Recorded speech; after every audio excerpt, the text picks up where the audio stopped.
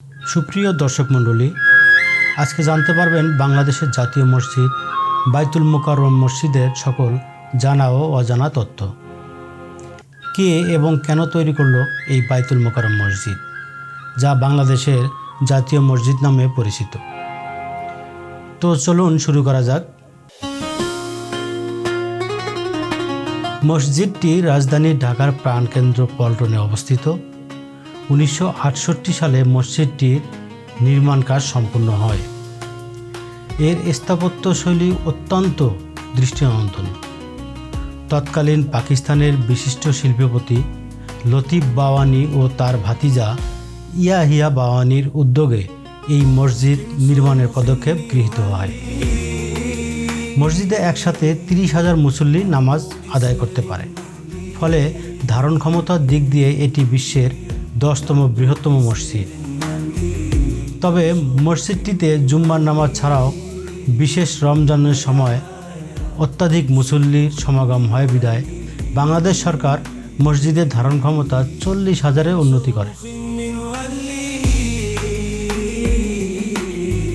আব্দুল লতিফ ইব্রাহিম বাওয়ানি প্রথম ঢাকাতে বিপুল ধারণ ক্ষমতা সহ একটি বৃহত্তম মসজিদ নির্মাণের পরিকল্পনার কথা প্রকাশ করেন। 1959 সালে বাইতুল মোকাররম মসজিদ সোসাইটি গঠনের মাধ্যমে এই পরিকল্পনা বাস্তবায়নের উদ্যোগ নেওয়া হয়। পুরান ঢাকা ও নতুন ঢাকার মিলনস্থলে মসজিদটির জন্য 8.30 একর জায়গা অধিগ্রহণ করা হয়। স্থানটি নগরীর প্রধান বাণিজ্য কেন্দ্র থেকেও ছিল নিকটবর্তী। সে সময় মসজিদের অবস্থানে একটি বড় পুকুর ছিল, যা পল্টন পুকুর নামে পরিচিত। পুকুরটির ভরাট করে 27 জানুয়ারি 1960 সালে পাকিস্তান রাষ্ট্রপতি আইয়ুব খান মসজিদের কাজে উদ্বোধন করেন। সিন্ধুর বিশিষ্ট স্থপতি আব্দুল হোসেন থারিয়ানিকে মসজিদ কমপ্লেক্সটির নকশার জন্য নিযুক্ত করা হয়। পুরো কমপ্লেক্স নকশার মধ্যে দোকান, অফিস, গ্রন্থাগার ও গাড়ি পার্কিংয়ের ব্যবস্থা অন্তর্ভুক্ত হয়।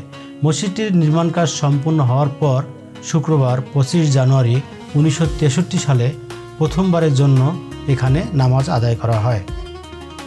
1975 সালের 28 মার্চ থেকে ইসলামিক ফাউন্ডেশন বাংলাদেশ এই মসজিদের রক্ষণাবেক্ষণ করে আসছেন।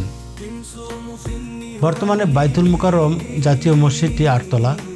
নিচতলায় রয়েছে বিপণী বিতান ও একটি বৃহত্তম অত্যাধুনিক সুসজ্জিত মার্কেট কমপ্লেক্স।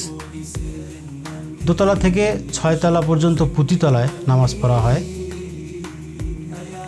2008 সালে সৌদি সরকারের অর্থায়নে মসজিদটি সম্প্রসারিত করা হয়। বর্তমানে এই মসজিদে একসঙ্গে 40,000 মুসল্লি নামাজ আদায় করতে পারেন। বাইতুল মোকাররম মসজিদটি 8 তলা। নিচতলায় রয়েছে বিপণী বিতান ও বিশাল মার্কেট। দোতলা থেকে 6 তলা পর্যন্ত প্রতি তলায় নামাজ আদায় করা হয়। বর্তমানে মূল মসজিদ এবং উত্তর, দক্ষিণ ও পূর্ব সাহান মিলিয়ে সর্বমোট 40 সহস্রাধিক মুসল্লি একত্রে নামাজ আদায় করতে পারেন। মসজিদের অভ্যন্তরে ওযুর ব্যবস্থা সহ মহিলাদের জন্য পৃথক নামাজ কক্ষ ও পাঠাগার রয়েছে।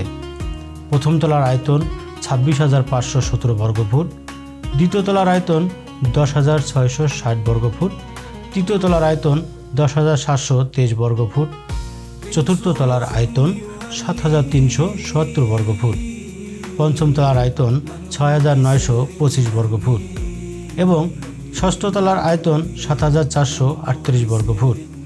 জুম্মা ও ঈদের সময় বাড়তি 39,899 বর্গফুটে নামাজ পড়া হয়। মহিলাদের 6,382 বর্গফুটের নামাজের জায়গা রয়েছে, যা মসজিদের 3 তলার উত্তর পাশে অবস্থিত।